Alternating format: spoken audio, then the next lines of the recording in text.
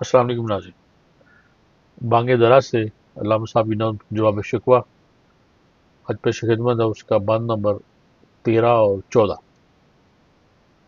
तो देखते हैं बंद नंबर 13। मुरफेद एक है इस कौम की नुकसान भी एक ही सबका नबी, दीन भी ईमान भी एक, हरम पाक भी अल्लाह भी कुरान भी एक, कुछ बड़ी बात थी होते जो मुसलमान भी एक। फिरका बंदी है कहीं और कहीं जाते हैं, क्या ज़माने में पनपने की यही बातें हैं। वो ये सिंपल सा बंद है, लेकिन इसमें देखिए कि मुश्किल अल्फाज। मुरफ़ित एक इसमें मुश्किल लफ्ज़ ऐसा है जिसका मतलब है नफ़ा। और मुरफ़ित एक है इस कौम की, नुकसान भी एक ही सबका नबी, दीन भी ईमान भी एक, हरम पाक काबा शरीफ। और फ़िरका बंदी हम जानते हैं कि मुख्तलिफ ग्रोहों में बंटना। और इसमें एक लफ्ज़ है पनपने। पनपने का मतलब है कामयाब ज़िंदगी गुजारना, बढ़ना, तरक्की करने को जो है वो पनपना कहते हैं। और इसमें ऐसे कोई मुश्किल अल्फाज नहीं है। आगे वाला बंद देखते हैं, बंद नंबर 14। कौन है तारके आईने रसूल मुख्तार, कौन है तारके आईने रसूल मुख्तार, मसलहत वक्त की है किसके अमल का मयार, किसकी आंखों में समाया है शार अगयार, हो गई किसकी निगाह तर्ज सल्फ से बेजार, कलम में सोज नहीं रूह में एहसास नहीं, कुछ भी पैगाम मोहम्मद का तुम्हें पास नहीं। तो उसमें कौन है तारके आईने रसूल मुख्तार। तारक का मतलब होता है तर्क करना, छोड़ देना। आइन दस्तूर, और रसूल मुख्तार, मुख्तार का मतलब होता है इख्तियार। तो रसूल मुख्तार इख्तियार वाले नबी, इख्तियार वाला रसूल। तो तारके आईने रसूल मुख्तार यानी जो रसूल ने आइन दिया, जो कानून दिया, उसको तर्क कर देने वाला या तर्क कर देने वाले। उसके बाद किसकी आंखों में समाया है शार अगयार। शार तरीका, शार अगजार गैरों का तरीका। हो गई किसकी निगाह तर्ज सल्फ। तर्ज भी तरीका होता है, और सल्फ बुजुर्ग, आबा अजदाद। कल्ब दिल, और कल्ब में सोच रूह में साज नहीं, कुछ भी पैगाम मोहम्मद का तुम्हें पास नहीं। और इसके अलावा उसमें कोई ऐसा मुश्किल लफ्ज़ नहीं है।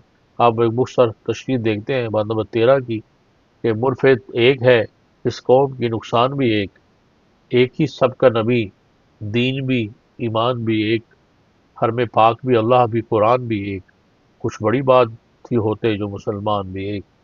फिरका बंदी है कहीं और कहीं जाते हैं, क्या ज़माने में पनपने की यही बातें हैं। अब अल्लामा साहब अल्लाह ताला की तरफ से जो जवाब दे रहे हैं इसमें, तो सबसे पहले तो मुसलमानों को बता रहे हैं कि तुम हो कौन, और उसके बाद जो है बता रहे हैं कि तुमने, तुम्हारा जो तरीका है, तुम्हारे जो अंदर जो फिरका बंदियाँ है वो क्या है। तो कि कौम मुसलमान का नफ़ा नुकसान जो है वो एक ही है, क्योंकि सबका दीन एक, पैगंबर एक, और ईमान भी एक, और उसके साथ काबा भी एक है, और किताब भी एक ही है।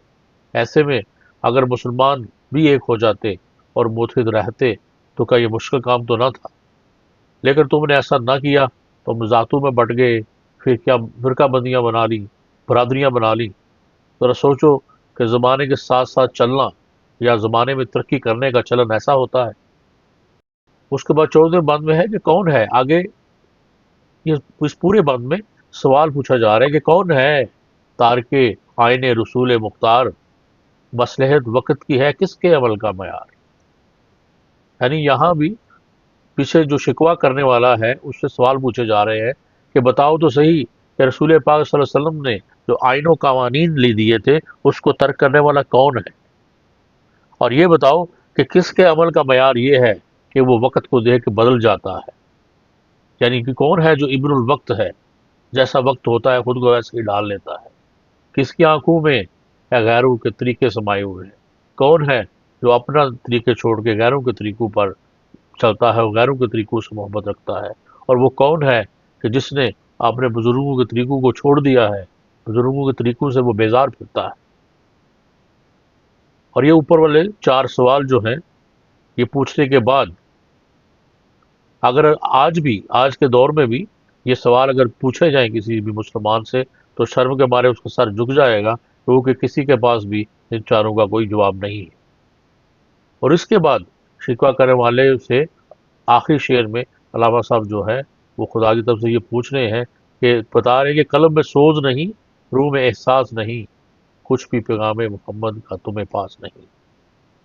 ان سب خامیوں کا تسلی بخش جواب نہ پا کر آخری شعر میں یہی کہا جا رہا ہے کہ تمہارے دل جو ہے وہ سوز و عشق سے خالی ہو چکے ہیں، تمہاری روح مر چکی ہے اور بے ہوش ہو چکی ہے، اور پیغمبر صلی اللہ علیہ وسلم نے تمہیں جو پیغام دیا تھا تم نے اس کا بالکل یاد نہیں رکھا اور تمہیں اس کا پاس بھی نہیں ہے۔ تو یہ تھی اس کی مختصر تشریح۔ آئیے جو 14واں بند ہے اس کی تشریح تو اس سے زیادہ بھی کی جا سکتی ہے، لیکن ہم دوبارہ اشعار کو پڑھتے ہیں تاکہ تشریح کے بغیر جو ہے اشعار ہمیں سمجھ میں آ جائے۔ ان اشعار میں لاؤ صاحب جو ہے وہ کیا یاد کروا رہے ہیں اور مسلمانوں کو کیا بتا رہے ہیں کہ وہ تھے کیا اور ہو کیا گئے، کہ مرفت ایک ہے، اس قوم کی نقصان بھی ایک ہی سب کا نبی، دین بھی ایمان بھی ایک، حرم پاک بھی اللہ بھی قرآن بھی ایک، کچھ بڑی بات تھی ہوتے جو مسلمان بھی ایک، فرقہ بندی ہے کہیں اور کہیں ذاتیں ہیں، کیا زمانے میں پنپنے کی یہی باتیں ہیں، کون ہے تارک آئین رسول مختار، مصلحت وقت کی ہے کس کے عمل کا معیار، کس کی آنکھوں میں سمایا ہے شاعر اغیار، ہو گئی کس کی نگاہ طرز سلف سے بیزار، قلم میں سوز نہیں، روح میں احساس نہیں، کچھ بھی پیغام محمد کا تمہیں پاس نہیں۔